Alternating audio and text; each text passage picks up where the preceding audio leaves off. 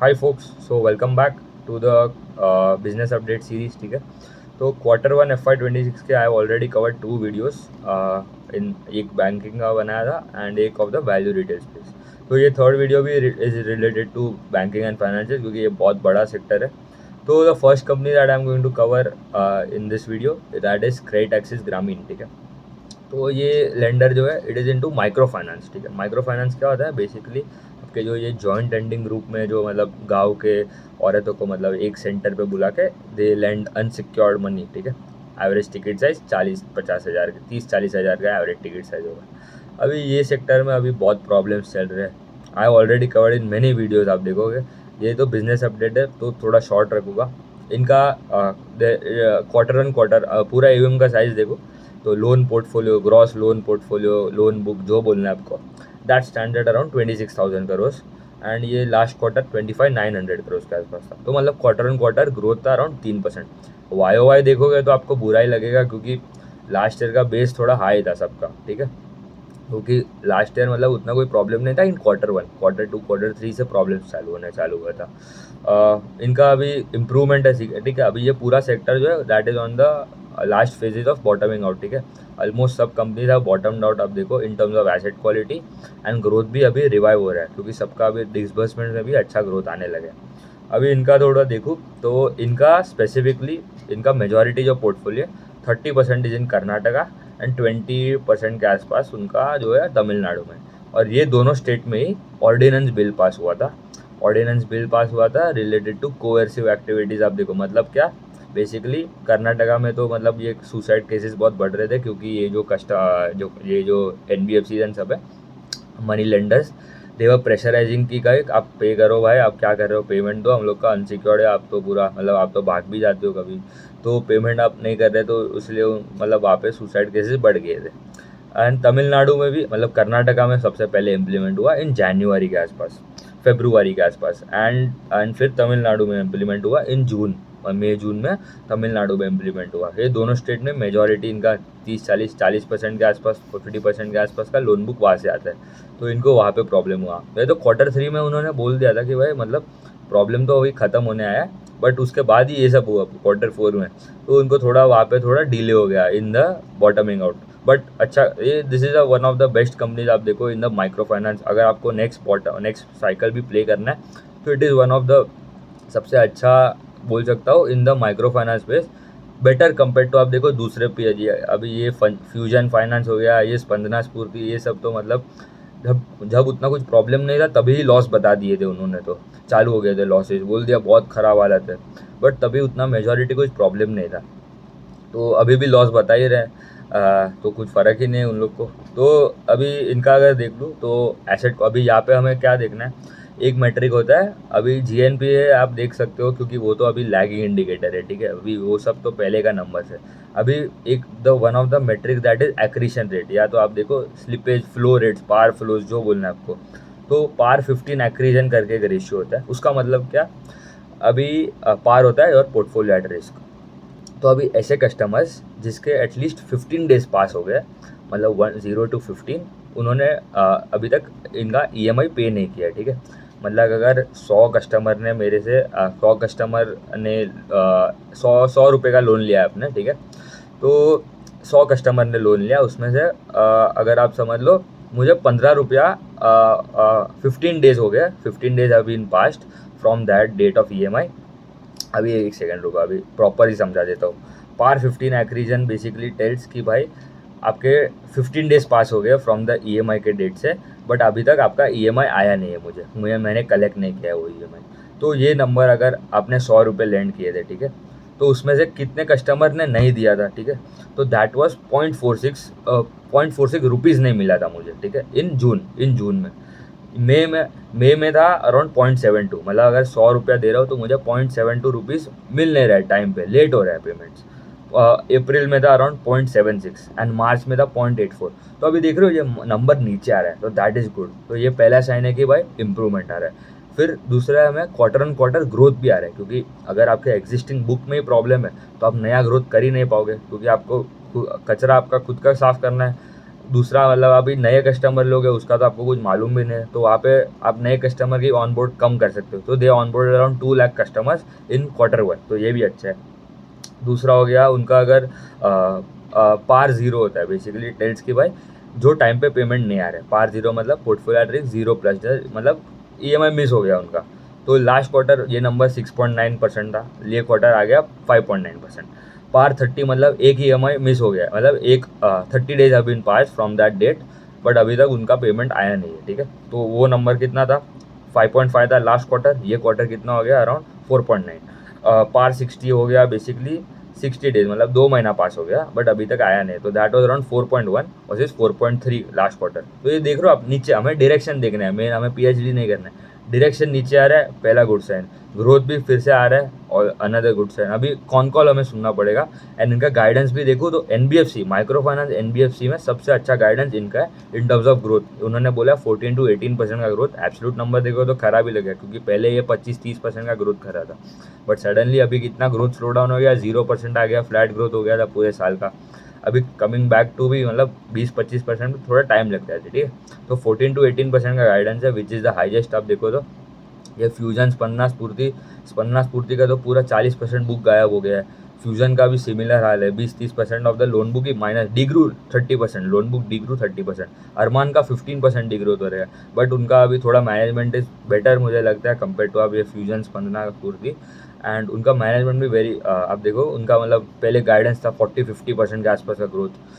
मतलब ये उनका one of the clean management है, अच्छा है। एंड सेटिंग क्रेडिट कर भी, सेटिंग क्रेडिट कर का बोलना पड़ेगा कि भाई उनका this is the only company setting credit कर जिसके लॉस रिपोर्ट नहीं किया है फ्रॉम द लास्ट 15, मतलब ये पूरे साइकिल में एक भी क्वार्टर में उन्होंने लॉस नहीं किया है, तो that is very good. And growth भी ठीक ठाक, उन्होंने बोला था 8-10% का growth, and they delivered that growth as well. The second company that is Ujjivan small finance bank. अभी उज्जीवन का कैसा है कि उनका लोन बुक का साइज़ कितना 33,000 करोड़ है। ये लास्ट ईयर से ही मतलब पूरा जो भी स्मॉल फाइनेंस बैंक है ना, they are more going into secured वाले सेगमेंट में, क्योंकि अनसिक्योर्ड में तो इतना प्रॉब्लम है। एंड सिक्योर्ड में अभी वो पूरा स्केल अप कर रहे हैं, क्योंकि अभी सबका अभी देखो ना, जो क्या बोल सकते हैं, निम स्प्रेड सबका कम हो रहा है, क्योंकि सिक्योर्ड में आप ज़्यादा चार्ज नहीं कर सकते टू द कस्टमर्स। तो इनका लोन बुक का ग्रोथ आया कितना 11%, डिपॉजिट का ग्रोथ आया 19%। कासा रेशियो कितना था, current account saving account, basically tells के भाई कितना लो कॉस्ट डिपॉजिट आप उठा रहे हो। लो कॉस्ट मतलब कॉस्ट ऑफ बोरिंग उनका कम होता है, जितना ज़्यादा होता है कासा दैट इज़ गुड। तो अराउंड 24% था लास्ट ईयर, YoY 25.6% था। Disbursement Guru 24%। एंड उनका पार रेशियो देखो तो थोड़ा डिटीरियरेट हुआ है इनका PAR. Last quarter it was an improvement, ठीक है, पार में इम्प्रूवमेंट था, ये क्वार्टर में थोड़ा डिटीरियरेट हुआ, तो अराउंड 4.8 हो गया, लास्ट क्वार्टर 4.5 था। एसेट क्वालिटी भी थोड़ा डिटेरियोरेट हो रहा है। अभी यहाँ पे आपको सब कुछ साथ में मिलेगा नहीं सब, अभी आप एक दो अप्रोच है यहाँ पे खेलना है, माइक्रो फाइनेंस सेगमेंट खेलना पड़ेगा। तो आपको देखना पड़ेगा कि भाई आप अगर वेट करोगे कि भाई सबका अभी 25-30% आराम से सबका ग्रोथ आएगा उसके बाद में इन्वेस्ट करूँगा, एक अप्रोच वो हो गया। दूसरा अप्रोच ये है कि भाई आप आज सब पैसा डाल दो कि ये बॉटम आउट हो गया, आई एम 100% श्योर, तो अभी आप पूरा कॉन्सेंट्रेट कर दो, या तो अगर फिर से प्रॉब्लम हो गया तो you will be stuck in that cycle. आया तो दूसरा third which is I am my approach is that कि भाई इन थोड़ा पोजीशन बनाओ, ट्रैक करो एवरी क्वार्टर, इंप्रूवमेंट आ रहा है तो add up that position, scale up that position. Position sizing नाम की चीज़ होती है, ठीक है। अगर इंप्रूवमेंट आ रहा है we add on the that position, अगर नहीं हो रहा है तो रुको या तो कम करो। आपको अगर कोई दूसरे साइकिल में मतलब दूसरे सेगमेंट में अच्छा ग्रोथ आ रहा है वहाँ पे खेल सकते हो। कलेक्शन एफिशिएंसी देखूँ तो इट हैज़ इम्प्रूवड, तो that is good. Collection efficiency क्या होता है, अगर आपको ये महीना आपने कैलकुलेट किया कि भाई आपको 100 रुपये कलेक्ट होने वाला है एज EMI 100 रुपीज़ पर, आपको कहा कितना 95 रुपीज़, तो कलेक्शन एफिशिएंसी 95% हो गया। इनका था जून में 96.5 था, लास्ट मई में था मंथ ऑन मंथ 96.3 था, उसका quarter month on month improvement आ गया, तो that is also good sign. And X bucket collection है, अभी ये क्या होता है एक्स बकेट और normal collection efficiency. X bucket collection efficiency also is one of the main metrics. PAR 15+ हो गया, एक्स बकेट कलेक्शन एफिशिएंसीज हो गए, पार फ्लोज हो गए, ये 3-4 जो रेशियोज है दैट टेल्स कि भाई अभी आगे क्या हो रहा है, क्योंकि ये एक्सट्रीमली शॉर्ट टर्म रेशियोज जो यूज होते हैं by the microfinance player to tell कि भाई अभी साइकिल में करंटली क्या हो रहा है। क्योंकि ये GNPA NNPA तो मतलब पहले का नंबर है, 3-4-5 महीने जो पहले हुआ अभी वो फ्लो हो गया, वो एसेट क्वालिटी में रिफ्लेक्ट हो रहा है। बट ये जो 3-4 जो मेट्रिक है इट टेल्स करंटली, जो हमें तो करंट पे खेलना है ना भाई, हमें तो शॉर्ट टर्म नहीं, मतलब शॉर्ट टर्म हमें देखना है कि भाई अभी इंप्रूवमेंट आ रहा है कि नहीं। तो X bucket collection efficiency tells कि भाई जो जो जो क्या बोल सकते हैं, जो ईएमआईज जो लास्ट मंथ जो मिस हुए थे, मतलब 1 to 30 days लास्ट मंथ के डीपीडी बकेट्स में लाए हुए थे, डेज डीपीडी होता है डेज पास ड्यू, वो बकेट्स में से कितना कलेक्शन आ रहा है। मतलब अभी समझ लो आपको 1 जनवरी को आपको ईएमआई था 100 रुपीज़, ठीक है। 30 जैन हो गया, 29 जनवरी हो गया, आपने 30 जैन हो गया कि आपने अभी तक ईएमआई पे नहीं किया 100 रुपये का, ठीक है। नेक्स्ट मंथ फेब्रुआरी में आपने पेमेंट किया 95 रुपीज़ का, वो ईएमआई के लिए। तो आपका x bucket collection efficiency for you that is around, आपके मतलब बैंक के लिए जो एक कस्टमर है दैट इज 95%, ऐसा समझ लो। तो वो जो मिस हुए थे ईएमआई, वहाँ पे कितना कलेक्शन आ रहा है, एक्स बकेट कलेक्शन एफिशिएंसी वो बोलता है। तो 99.3 था, 99.34 था जून में, मई में था 99.39, तो वहाँ पे भी थोड़ा कम हुआ है। बट ये इट इज़ गुड कि भाई अराउंड 99.5 के ऊपर जाएगा, तो इट टेल्स कि भाई अभी ऑलमोस्ट बॉटम आउट हो गया है साइकिल।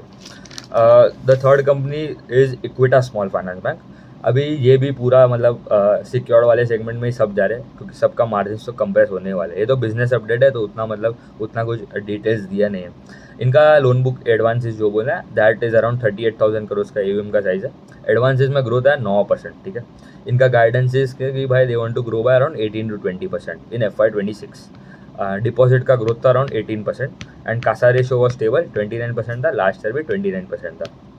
एंड इनका कॉस्ट ऑफ फंड्स थोड़ा कम हुआ है, तो दैट इज़ गुड, ठीक है। अभी ये जो रेट कट्स आ रहे हैं, ठीक है, रेपो रेट जो डिक्लाइनिंग फेज में 100 बेसिस पॉइंट का अभी कट आया था 1 महीने पहले, तो ये भी अच्छा है कि उनका कॉस्ट ऑफ बोरिंग नीचे आ रहा है। तो थोड़ा निम्स में जो प्रेशर है, ठीक है, क्योंकि एक तो ये वो सब सिक्योर्ड में जा रहा है, तो यील्ड तो कम हो गया, yield minus cost of boring is your spread. तो आपका जो स्प्रेड है वहाँ पे इम्पैक्ट तो आ रहा है, बट कम इम्पैक्ट आएगा। तो एक अच्छा है कि भाई अभी रेपो रेट कट हो रहा है। एंड इनका अगर देखो नेट स्लिपेजेस एक रेशियो होता है, कि ये टेल्स कि भाई आपके जो नए अकाउंट्स जो एनपीए में कन्वर्ट हो गया, मतलब 3 महीने अगर आपने ईएमआई पे नहीं किया तो वो एनपीए हो जाता है, ठीक है। तो Q1 ऑफ FY26 में ये नंबर था 4.35, तो ये थोड़ा बढ़ गया है, ठीक है। लास्ट क्वार्टर में Q4 में वो 3% था, उसके पहले उसके पहले भी 3.1 के आसपास ही था, तो ये थोड़ा एलिवेटेड था।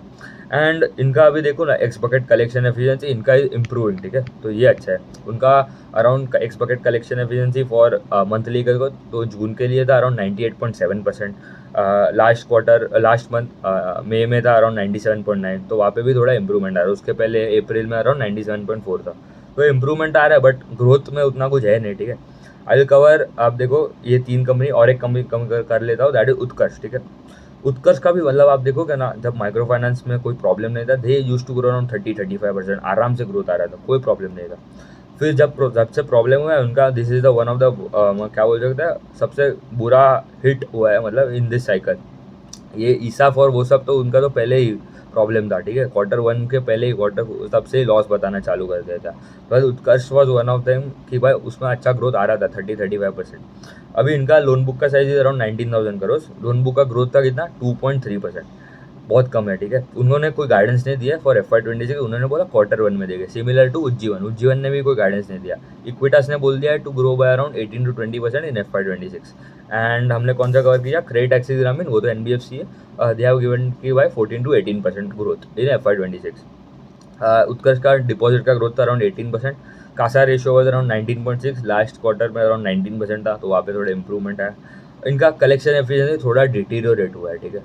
तो अभी है ना, मतलब थोड़े कंपनीज का इम्प्रूवमेंट आ रहा है, थोड़े का स्टेबलाइज हो रहा है, एंड क्या बोल सकते हैं, थोड़े में ग्रोथ नहीं है, ठीक है। तो मतलब जिसमें ग्रोथ नहीं आ रहा है वहाँ पे स्टेबलाइज हो रहा है सिचुएशन, और जिसमें ग्रोथ थोड़ा आ रहा है वहाँ पे एसेट क्वालिटी में थोड़ा प्रॉब्लम है। अभी यहाँ पे यू कैनॉट, अब देखो वेट नहीं कर सकते कि भाई हमें तो सब पैरामीटर्स करेक्ट चाहिए तभी हम इन्वेस्ट करें, मैंने जो पहले बोला, ठीक है। आपको कोई कंपनी में ऐसा सब प्रॉपर मिलेगा नहीं एट दिस सिनेरियो, तो हमें तो देखना पड़ेगा हमारे पास जो लिमिटेड जो अपॉर्चुनिटीज़ है इन दिस साइकिल। थोड़े कंपनीज आप देखो, I will cover in next और एक पार्ट में, आई विल कवर थोड़े जो अच्छे कंपनीज जो है इन दैट सूर्योदय हो गया, जो मतलब हाईएस्ट गाइडेंस दिया उन्होंने 30-35% का ग्रोथ का गाइडेंस। एंड उन्होंने तो इंश्योरेंस भी लिया था, ठीक है, वो CGFMU जो स्कीम है, I will talk about that in next video. तो इनका अभी देख लूँ तो एक्स बकेट कलेक्शन एफिशिएंसी कम हो गया, अराउंड 98.7 हो गया। लास्ट क्वार्टर वो थोड़ा 99.1 था। तो यहाँ पे भी मतलब स्टेबलाइज हो रहा है सिचुएशन, थोड़ा अभी भी स्टिल द प्रॉब्लम एक्सिस्ट। सब लोग ने बोल रहे हैं कि भाई H2 will be better compare to H1, तो हमें देखना पड़ेगा। ये 4 कंपनी रखते, बहुत बड़ा वीडियो हो जाएगा नहीं तो। ठीक है, उतना ही रखते हैं। Thank you.